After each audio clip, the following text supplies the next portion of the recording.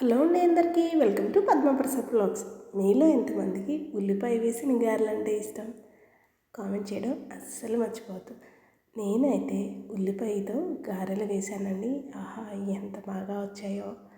పిల్లలైతే భలే ఎంజాయ్ చేస్తూ తిన్నారు. అఫ్కోర్స్ వాళ్ళ పేరు చెప్పి నేను మా వారు కూడా బాగానే తిన్నామనుకోండి. ఇలా చక్కగా కరకరలాడుతూ క్రంచీగా గుల్లగా నేను మిక్సీలో వేసి మాత్రమే చేశానండి. ఫస్ట్ ఆఫ్ ఆల్ నా దగ్గర గ్రైండర్ లేదు. నా ఛానల్ ఎప్పటి నుండో ఫాలో అయ్యే వాళ్ళకి ఆ విషయం తెలిసే ఉంటుంది. తెలియని వాళ్ళ కోసం మాత్రమే చెప్పాను. మిక్సీతో చక్కగా మెత్తని దూదు లాంటి గారెలు హోటల్ స్టైల్లో ఎలా చేసుకోవాలో నేను మీకు చూపిస్తాను, వచ్చేయండి.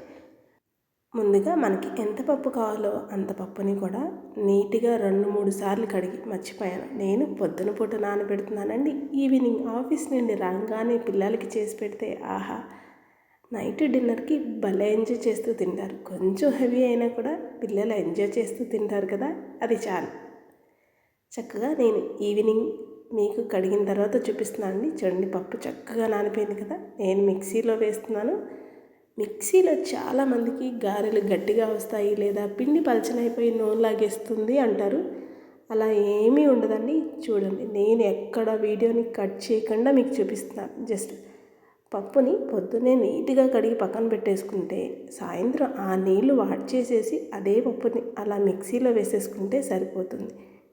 చక్కగా మిక్సీలో వేసుకుంటూ మధ్య మధ్యలో ఇలా చేతితో కలుపుకోండి, గరిటెలు పెట్టకుండా. అలా చేయడం వల్ల అడుగున గుల్లొచ్చేసి పైన పప్పుగా ఉంటుందండి. దానివల్ల మనం కడాయిలో వేసేటప్పుడు గారెల్లో పప్పు పేలే అవకాశం ఉంటుంది. అవునండి, పప్పు ఒక్కొక్కసారి తొలుతుంది. నేను అనుభవంతో చెప్తున్నాను. చూడండి, 2-3 సార్లు ఆపుకుంటూ మధ్య మధ్యలో కలుపుకుంటే మనం ఎంత పప్పు వేసామో అది ఎంత ఉరుమైంది, అదే అండి ఒదిగిచ్చింది అంటారు కదా. ఏదో గ్రైండర్లో వేస్తేనే ఒదిగిస్తుంది, మెత్తగా వస్తుంది అనేది అబద్ధం అండి. 100కి 100% మిక్సీలో వేసినా కూడా చూడండి, పిండి ఎంత మృదువుగా నలిగిందో, ముద్దగా ఇలా వస్తే చాలండి. ఇలా రావడానికి కేవలం మధ్య మధ్యలో మనం మిక్సీని ఆపుకుంటూ కంటిన్యూగా బ్లెండ్ చేయకుండా చక్కగా ఆపుకుంటూ వేస్తే పర్ఫెక్ట్గా పిండి గుల్లగా వస్తుంది. ఇక్కడ ఒక చిన్న టిప్ చెప్తున్నానండి. మనం ఎప్పుడైనా పిండిని గిన్నెలో వేసేటప్పుడు ఒక్కసారి ఆ గిన్నెని వాష్ చేయడం వల్ల పిండి గిన్నెకి అంటుకోదండి. లేకపోతే ఎక్కువగా అంటుకుపోతూ ఉంటుంది గిన్నె. చక్కగా ఇలా ఉన్న పప్పునంతటిని కూడా గ్రైండ్ చేసేసుకుందాం. నేను ఇక్కడ కొంచెం పిండిని ప్లెయిన్గా వేయడానికి పక్కన పెట్టండి. ఇంకొంచెం పిండిలో ఉల్లిపాయ వేసి చేస్తున్నాను. ముందుగా మనం కొంచెం పిండి తీసుకున్నాం కదా, దాంట్లో సరిపడా ఉప్పు, అదే అండి మీ రుచికి సరిపడా ఉప్పు, ఒక చిన్న పచ్చిమిర్చి, ఒక స్పూన్ జీలకర్ర, కొంచెం కొత్తిమీర కట్ చేసి వేసుకున్నాను. అలాగే దీంట్లోనే సన్నగా తురుముకున్న ఒక పెద్ద ఉల్లిపాయ తురుమును కూడా వేస్తున్నాను. ఉల్లిపాయ వేసిన గారెలు భలే ఉంటాయండి. కాకపోతే పిల్లలు ఉన్న ఇళ్ళల్లో చాలామంది పిల్లలు తినడానికి ఇష్టపడరు. అందులో మా పిల్లలు కూడా ఉన్నారు. అందుకనే కొంచెం ప్లెయిన్ పిండిని పక్కన పెట్టాను వాళ్ళ కోసం. ఇది నేను మా వారు ఎంజాయ్ చేస్తూ తినడానికి వేసుకుంటున్నాము. గారెలు అయితే భలే వచ్చాయండి. మిక్సీలో వేసినా కూడా మృదువుగా కరకరలాడుతూ చక్కగా వస్తాయి. అస్సలు డౌట్ పడకండి. చూడండి, మొత్తం అంతా ఉప్పు, జీలకర్ర, పచ్చిమిర్చి, ఉల్లిపాయ, కొత్తిమీర అంతా వేసాం కదా, మొత్తాన్ని కలిపేసేసుకొని 2-3 సార్లు జస్ట్ వేళ్ళతో ఇలా కలుపుతూ ఉంటే సరిపోతుందండి. చాలామంది దీంట్లో తినే సోడా కూడా వేస్తారు, కొంచెం గుల్లొస్తుందని. అలా ఏమీ వేయసలేదండి. ఇలా చేయండి, చాలా బాగా వస్తాయి. చక్కగా ఆయిల్ బాగా వేడెక్కాక లో టు మీడియం ఫ్లేమ్లో పెట్టుకొని వేళ్ళకి తడి చేసుకొని చక్కగా గిన్నె అంచుల నిండి పిండి తీసుకుంటే ఇలా రౌండ్ చేసుకొని వేసుకుంటే సరిపోతుందండి. గారెలు హోటల్ స్టైల్లో లాగా వస్తాయి. చాలామంది అక్క మాకు ఇలా గారెలు వేయడం రావట్లేదు అంటున్నారు.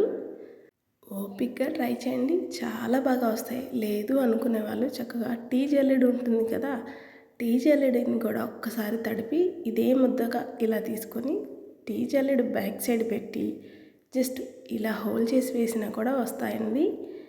అది ఈసారి నేను ఇంకో వీడియో చేసేటప్పుడు మీకు చూపిస్తాను.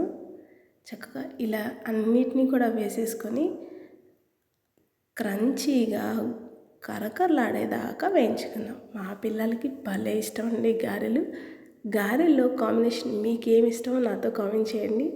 మా పిల్లలకి చికెన్ నాన్ వెజ్ ఏదైనా కూడా తింటారు. ముఖ్యంగా టమాటా పచ్చడి అంటే భలే తింటారండి. కోర్స్ ఇంట్లో అందరం తింటాము. కాకపోతే పిల్లలు తినేది ఎందుకో కొంచెం ఇంట్రెస్ట్గా అనిపిస్తుంది కదా. మనం ఎంత కష్టపడి చేసినా వాళ్ళు ఇష్టంగా తింటూ ఉంటే ఆహా, ఆ తృప్తి భలే ఉంటుంది. పడ్డ కష్టమంతా మర్చిపోతారు ప్రతి తల్లి కూడా. చూడండి, గారెలు క్రంచీగా కరకరలాడుతూ రెడీ అయిపోతున్నాయి కదా. వేడి వేడిగా సర్వ్ చేసుకొని తింటే ఆహా, సూపర్ ఉంటాయండి. చక్కగా చూడండి ఎంత బాగా వచ్చాయో, మనకి హోటల్ స్టైల్లో లాగా కనిపిస్తున్నాయా. యమ్మీగా గారెలు రెడీ. ఈ గారెలకి కాంబినేషన్ నేను చికెన్ కర్రీ విత్ టమాటా పచ్చడి కూడా చేశాను. ఆ వీడియోని కూడా నేను మన ఛానల్లో పోస్ట్ చేస్తాను, కింద లింక్ ఇస్తానండి. చికెన్ కర్రీ టమాటా పచ్చడిని కూడా ఎవరికైనా కావాలంటే ఒకసారి వెళ్ళి ప్లీజ్ విజిట్ చేయండి. ఇంతే అండి, సింపుల్గా చూడండి. గారెలు ఎంత బాగా వేసేసుకుంటామో ఎవరైనా సరే ఈజీగా వేసేయచ్చు. ఎన్ని గారెలైనా ఇలా వేసేయచ్చండి, అస్సలు ఇబ్బంది ఉండదు. నేను మిగతా పిండి అంతటిని కూడా గారెలు వేసేసాను. చూడండి, ఆహా ఎంత బాగా వచ్చాయో. ఎక్కడ షేప్ అవుట్ అవ్వకుండా చక్కగా గొల్లగా బొద్దుగా భలే ఉన్నాయి కదా, అచ్చం నాలాగా. సరదాగా అన్నానండి. గారెలు చూడండి ఎంత బాగున్నాయో, యమ్మీగా చాలా కరకరలాడుతూ భలే వచ్చాయండి. నేను ఒక గారెని మీకు విరిసి కూడా చూపిస్తాను. లోపల చక్కగా కుక్ అయ్యి భలే వచ్చాయండి. జనరల్గా ప్లెయిన్ గారెలు కూడా తినేయచ్చు, ఎందుకంటే మనం ఉల్లిపాయ, జీలకర్ర, కొత్తిమీర, పచ్చిమిర్చి వేసాం కదా. ఇలా తిన్నా కూడా బాగుంటుంది. జర్నీలో ఎక్కువగా పులిహోర చపాతీ తీసుకెళ్తాం కదా, ఇలా గారెలు చేసుకొని టమాటా పచ్చడి తీసుకొని వెళ్ళినా కూడా భలే ఉంటుంది.